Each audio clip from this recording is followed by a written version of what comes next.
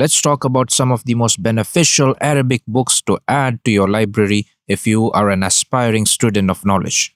This is not an exhaustive list by any means, but these are some extremely beneficial books I think are a good starting point if you want to build your personal Arabic library. Before we dive into this list, I want to share with you the words of Al-Farahidi, who said, ليس بعلم ما حوى القمطر ما العلم إلا ما حواه الصدر. Knowledge is not what is found in the coffers, meaning the books. True knowledge is what the heart retains. True knowledge is not the amount of books that you have, but what you learn and remember. But at the same time, books are one of the best investments you can make as a student of knowledge. Even if you can't understand these books fully right now, you should still buy them because they serve as a visual reminder for your goals. And books are also something you can pass on even after your death to your children, to other students of knowledge to continue to benefit from. So without any further ado, let's get started.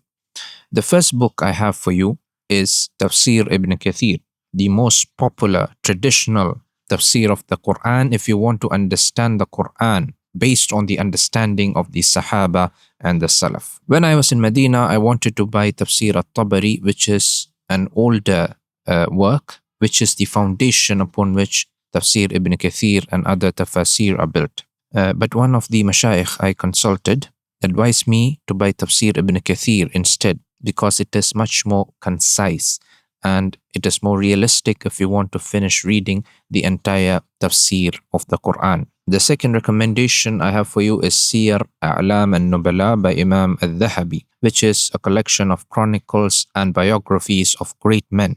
He starts with the prophets and ends with his contemporaries. عن الشفيق بن إبراهيم البلخي قلنا لعبد الله بن المبارك إذا صليت معنا لما لا تجلس معنا؟ قال أذهب فأجلس مع التابعين والصحابة. قال قلنا فأين التابعون والصحابة؟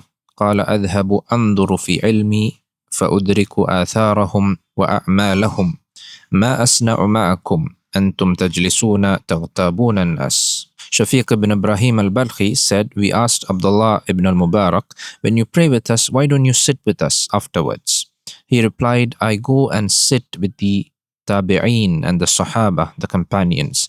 He asked, where are the tabi'een and the sahaba? And he replied, I go and study my books, and through it I come across their sayings and their deeds. What would I do sitting with you? You sit and backbite people.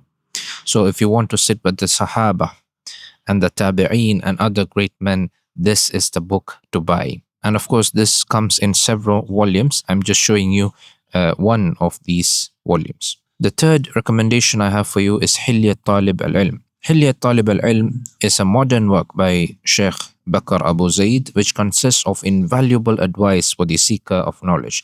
It deals with the principles he must adhere to and also offers practical advice like how to take notes, how to retain knowledge, and so on. The next on our list is al-Salihin, the famous collection of a hadith collected by Imam Nawawi and arranged under various topics. And it is a great book to read when you want to hear the words of the Prophet sallallahu alaihi wasallam. Number 5 is Jami' al-Ulum wal-Hikam. This book is an explanation of the 40 hadith of Imam Nawawi and a few additional ahadith. What is special about the 40 ahadith of Imam Nawawi? These 40 ahadith represent the fundamental principles of our religion. So understanding these ahadith can give you a comprehensive understanding of the entire deen.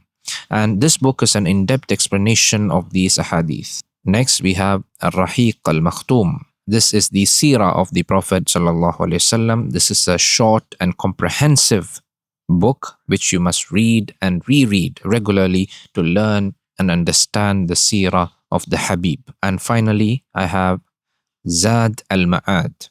This is a book that teaches us the guidance of the Messenger sallallahu alaihi wasallam when it comes to different aspects of our life. So, for example, the guidance of the Prophet when it comes to food, his guidance when it comes to sleep, his guidance with the salah, his guidance with sadaqah, his guidance regarding dressing and so on.